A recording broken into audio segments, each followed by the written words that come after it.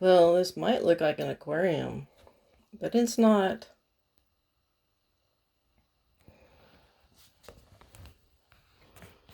It is a living environment.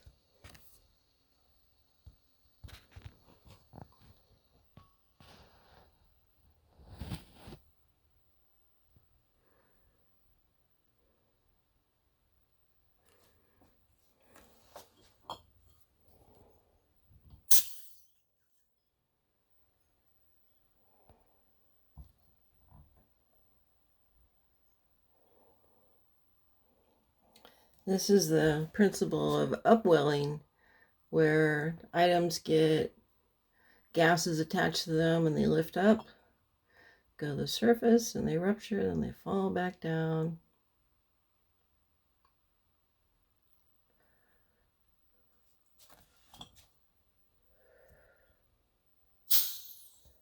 Release the pressure. More gas comes out. The first time I cracked that open, George ran from the room. It was hilarious. All right, so what am I doing? Well, I was making a cocktail here with some of my lovely hard apple cider. And I was down to like my last smaller jars, and I've got these nice new Cobalt jars, and I got a funnel out. I was gonna just put some in each of these to start chilling it.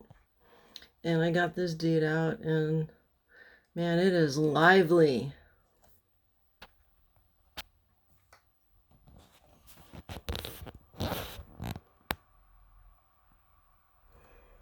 It's almost boiling in a way. There's a lot of sugar in this.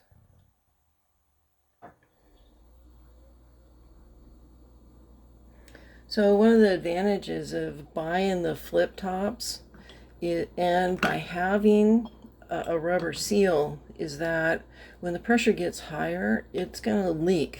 and you can check them, so you can flip the top open and like release the pressure, like burp it. And with a bottle capper, you can't do that. And so I like this style. I think it's finally time I grow up and buy the right bottles. So I have 12 of these, and yeah. So I had a second cousin that got married, and I went back to Memphis, where my mom's family's from, and went to the wedding and found this lovely little wine rack table. And I actually took it apart and put it in my suitcase and brought it home. My aunt was like mystified, but I think I paid like $20 for it. It's a cute little table. But my bottles don't fit, and the only way I can get them in is through this top with a lot of finagling. And the ones that are down here, I literally had to like fish them down and in. So what I'm gonna have to do is like use a row at a time. And I thought about like bending the little hoopty bits and stuff and cutting it apart or re-welding it, and for right now we're gonna do this, which is fish them through the top, because most of the time I just want them to rest like this, in a dark area. That's why I wanted dark bottles, is because you don't want a ton of light going through there because it hurts your product. So I'm really happy to have these lids, and I will go through, and I just don't know I want to do carbonated again. It was just, it's, when you have carbonated explosions, it's just not fun in the house, and it's a lot of power. And you can see, this has been burped like 8 times now. It still has energy to rekindle. So at the end of the day, having some of these burp tops, flip tops for some of my younger product is probably a good idea. And when I say younger, it's probably like 6 months old and then we drink it. And that's probably going to be the norm around here. I'm not going to age things for a long time. And so I need a bottle that can keep up with me and handle my lively brews, apparently. But the fact that it's living is reassuring to me because it is not a chemical bound product. It is a all natural process. And this is 100% pure apple juice with a little bit of sugar syrup added in at the end in order to add carbonation. And so it is very lively. And it's my first experiment of it, and I had some bottles explode. I just don't want to do it again. So I'm trying to prevent that. But so getting back to this stuff, because it's 8.5%, I could actually water it down at this point. And that's what a lot of the distilleries do, is when they go from a higher percentage into their bottling, they do add filtered water. And so what I'm thinking is just split this into two for now. And then, one of the things I like to do is I put big chunks of ice in there where I make, see, like, to me, that's a perfect ice cube for this glass. Oops, because it matches the profile. So I think it's kind of cool to have, they talk about, like, what's the best size ice cube for sipping whiskey, and it's like a round ball, because a round ball fits in a small glass. But I think, your ice should match the shape of your glass. And so I make ice that's about that thick, and then I cut it to fit my glass. And I get very long lasting ice this way. And because I have such a high fermentation level here, I'm okay with having this watered down some, and so I add some smaller cubes as well. I do add some lemon juice to it, and man, this stuff is just so delightful. It's so yummy. And man, just look at this. Watch. It just comes right back to life. All right, but what's cool right now is that all those really big chunky bits, the dregs on the floor, are not suspended right now. So I think it's okay to go ahead. Oops, there's some stuff wanting to come up. I'm just gonna leave it open for a minute, and I'm gonna try to leave some of this stuff out. And that's what your shoulder of your bottle is for, by the way. So when you're pouring your brew, having that little shoulder right there gives you a place for that yeast to build up, and it'll sit right in there, and then you can pour off the solution around it and leave that yeast in that little crevice there. And so the bottoms of the bottles being concaved like that helps to push your yeast off to the edge. Like you can see here in this bottle, it's all around the edge. And I could go in and vacuum that if I wanted to. I'm just going to draw it off the top is what I'm thinking, and recast it. This is a recasting process. So I'm going to cast it from this bottle into this bottle. But yeah, I'm kind of excited because it's pretty lively. Alright, so I got the first bottle poured. I'm going to leave it a little bit low for a minute and set it aside.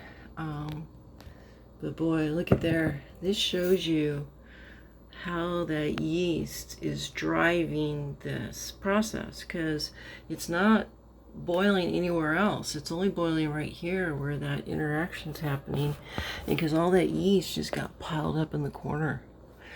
So what you want to be really careful with is, like, as you're like slowly pouring this off, when you go to bring it down, you want to just like slowly, gradually take it and set it down, and don't agitate it while you're doing this. And you can see I've got a good bit built up over here in this corner. And just that side is cooking off there. Look at that. That is kind of cool to see. It's not bubbling from anywhere else except for that pile.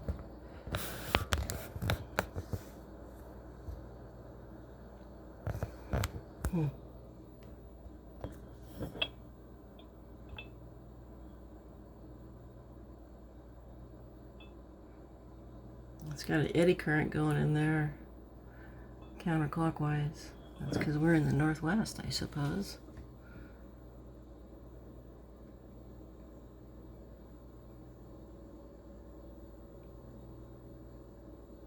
I just love science.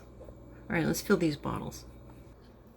All right, now we know that there's going to be a lot of turbulence in here and in my glass. We're trying to prevent turbulence here.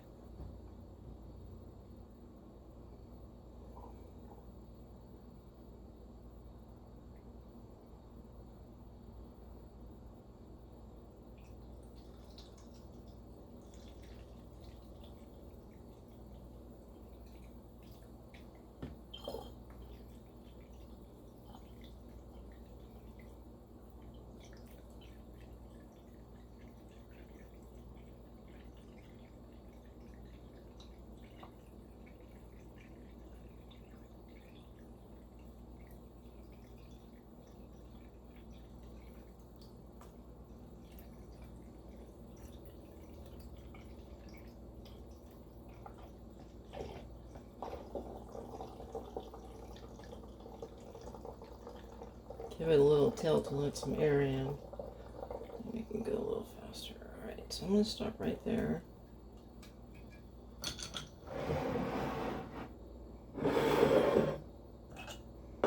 Smells very, very fruity. And this is totally an experiment on here. I did some Googling about how to make hard apple cider, and there were quite a number of conversations about how you can just use regular bread yeast, and well, we use bread yeast to grow brine shrimp for aquariums, and so I had some. I'm going to stop right there, and I think I want another bottle, so I'm just going to real gently, look at that, you can see it's still boiling off in that one area. And I'm going to grab this other bottle, because I guess this is a 4-liter bottle. Well, it's probably not quite, but I have most of these folded out lines, so let's just see if we can keep going here and figure out where I end up. Maybe I can get my hand out of your way so you can see the yeast, and I can still support the bottle. All right, here we go.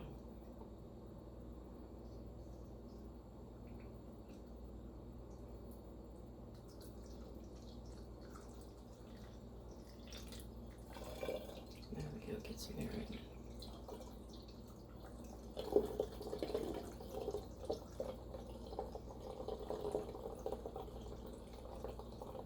It's drunken fruit, that's a nice smell. Alright, so there's that lovely brown yeast coming down here.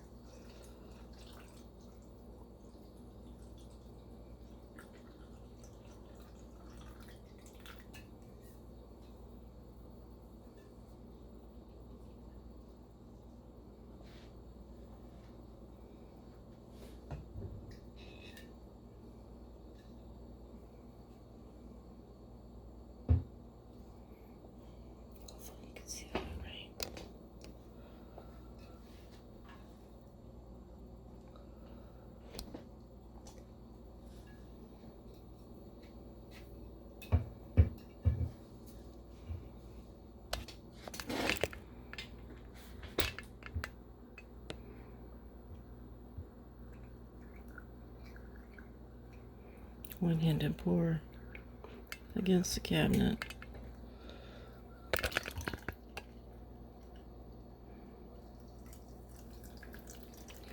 You know, you see how that shoulder helps you retain all that yeast from coming out, and you can skim off quite a lot of the top here. I am going to overfill this bottle, and then I'll use it to pour off the excess and top up those others.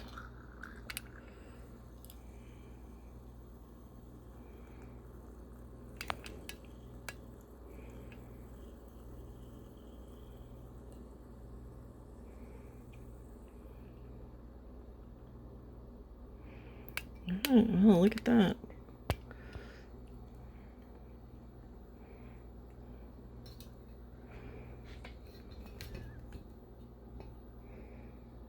Cool. That's not in the hooch anymore. So one of the things I learned a long time ago is that labels don't need to be exotic, you know. Just tell what you're doing and the year you did it. And let me show you, here's a trick that I love. So this right here is a piece of some old hacksaw blade, just a little tiny piece of it, maybe an oscillating blade or whatever, but you tape it on there, you write your label, right? You peel your label off, but before you do, you rotate this around so you have a nice square edge. And you see that serration there? Oh, I love this trick. Whoop. Look at that, nice and square. And so now, there's your label. And if you can't tell by now, I added cherry. Yep. Yeah, it's nice, fresh cherries that I added to it. And it'll add a little bit of antioxidant, and those will sit in the floor and they'll get digested. And that'll actually continue to ferment. You can hear them right now while they're fermenting.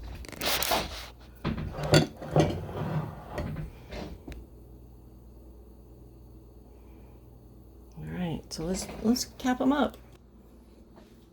So these babies are ready to store.